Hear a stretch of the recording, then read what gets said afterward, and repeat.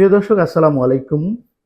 সবাইকে শুভেচ্ছা জানিয়ে একটি নতুন ভিডিও শুরু করছি। আজ আমি কথা বলতে চাই সম্প্রতি আশরাফ কায়সার এবং অ্যাডভোকেট ফজলুর রহমানের মধ্যে যে টক শোটি হলো, সেই টক শোর কিছু অংশ নিয়ে দেখুন।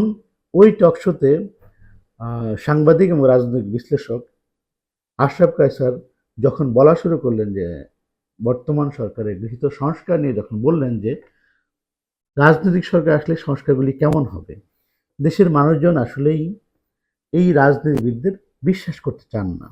এই কথা বলার সাথে সাথে বিএনপির চেয়ারপারসনের উপদেষ্টা সাবেক আমলিক নেতা অ্যাডভোকেট ফজলুর রহমান টেলিভিশনে জ্বলে উঠলেন এবং এক পর্যায়ে তিনি বলে উঠলেন, আমি আপনাকে চিনি না।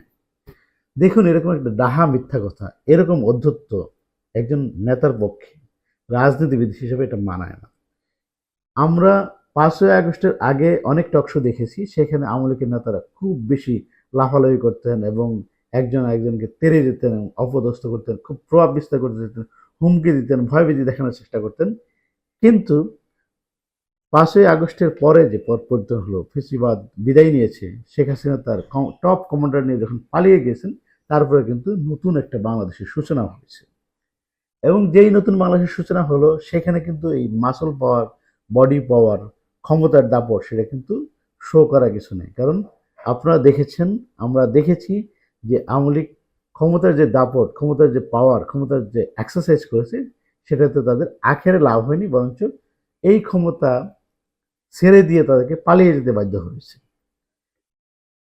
কিন্তু সম্প্রতি আমরা দেখতে পাচ্ছি যে বিএনপির এই নেতা, বর্তমান বিএনপির এই নেতা, এর আগে উনি আওয়ামী লীগের কেন্দ্রীয় নেতা ছিলেন এবং ছাত্রলীগের কেন্দ্রীয় সেক্রেটারি সভাপতি ছিলেন। সেখান থেকে তিনি আওয়ামী লীগে ভালো পদ না পেয়ে কৃষক শ্রমিক জনতা লীগে জয়েন করেন। সেখান থেকে তিনি 2001 সালে বিএনপিতে জয়েন করেন। কিশোরগঞ্জের এই ভদ্রলোক মুক্তিযোদ্ধা, কিশোরগঞ্জের জেলা সভাপতি ছিলেন, বর্তমানে তিনি বিএনপির চেয়ারপারসন উপদেষ্টা। সম্প্রতি আমরা দেখেছি যে দৈনিক যুগান্তরকে সাক্ষাৎকার দিয়েছেন, সেখানে তিনি বলেছিলেন, মানে 2024 সালের জানুয়ারি মাসে সাক্ষাৎকার দিয়েছে যুগান্তর, সেখানে বলেছেন যে আমি দল চেঞ্জ করেছি, শেখ মুজিবও দল চেঞ্জ করছে, কিন্তু আমার যে নীতি আদর্শ, আমার যে বিশ্বাস, সেটাতে একটু চেঞ্জ করিনি।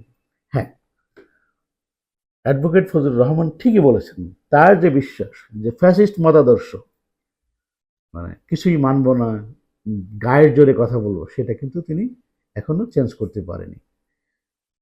আর আশরাফ কাছে হচ্ছে বাংলাদেশের একজন টকশো আর্টিস্ট, টকশো শিল্পী বলা হয় তাকে। এবং আশরাফ কায়সার সম্পর্কে বলা হয় যে তিনি শোতে কোনো বাড়াবাড়ি কথা বলেন না, মিথ্যা কথা বলেন না। টকশোকে শিল্পের পর্যায়ে যারা নিয়ে গেছেন বাংলাদেশে, তাদের মধ্যে অন্যতম শ্রেষ্ঠ হচ্ছেন আশরাফ কায়সার। এই আশরাফ কায়সার তারেক রহমানের বয়স যখন 20 বছর, তখন বিচিত্রা থেকে প্রথম সাংবাদিক হিসেবে সাক্ষাৎকার নেন আশরাফ কায়সার। এবং এখনও তিনি সকল রাজনৈতিক দলের কাছে, বিশেষ করে ফ্যাসিবাদ বিরোধী রাজনৈতিক দলের কাছে খুবই সমাদৃত। ফ্যাসিবাদ 15 বছরের যে দীর্ঘ ফ্যাসিবাদ, এই সময় উনি একমাত্র সাংবাদিক যে প্রপারলি আমাদেরকে সমালোচনা করেছেন, এবং এই জন্য অনেকদিন তাকে টকশোতে নিষিদ্ধ করে রাখা হয়েছিল। বাংলাদেশে সেলিব্রিটি জার্নালিস্ট বলতে যা বোঝায়, সৎ সেলিব্রিটি জার্নালিস্ট বলতে যা বোঝায়, তিনি হচ্ছেন আশরাফ কায়সার। তিনি বিচিত্রাতে প্রায় শতাধিক কাভার স্টোরি করেছেন। তুখোর এই সাংবাদিককে যখন বলেন, একজন বিএনপি নেতা, আওয়ামী লীগের সাবেক নেতা, বর্তমানে বিএনপি নেতা, বলেন আমি আপনাকে চিনি না, এটা এক ধরনের চরম অধ্যতা দেখিয়েছেন। দেখতে পাচ্ছি যে আশরাফ কায়সারকে চিনেন না, অথচ তিনি অপর সাংবাদিক নবনীতা চৌধুরীর সাথে সাক্ষাৎকার দেন, অথচ তিনি বলেন আশরাফ কায়সারকে চিনেন না। আর এই আশরাফ কায়সার দীর্ঘ 16 বছর বিএনপির পক্ষে, ফ্যাসিবাদের বিপক্ষে কথা লড়াই করেছেন বিভিন্ন টেলিভিশন চ্যানেলগুলোতে। যখন ঠিক সেই আশরাফ কায়সারকে যখন চিনতে পান না, অস্বীকার করে বসেন, তখন আর রাজনীতি থাকে না, তখন থাকে শক্তিমত্তা দেখানো বা ফ্যাসিবাদী আচরণ। আর এটাই হচ্ছে ফ্যাসিবাদের আচরণ। সো আমি মনে করি বিএনপি নীতি নির্ধারক ফোরাম যারা আছে তারা ওনাকে সংযত করবেন বা সংশোধন করবেন বা দল থেকে বাদ দেওয়ার চেষ্টা করবেন। এছাড়াও বিভিন্ন টক শোতে উনি অনেক উল্টাপাল্টা কথা বলেন।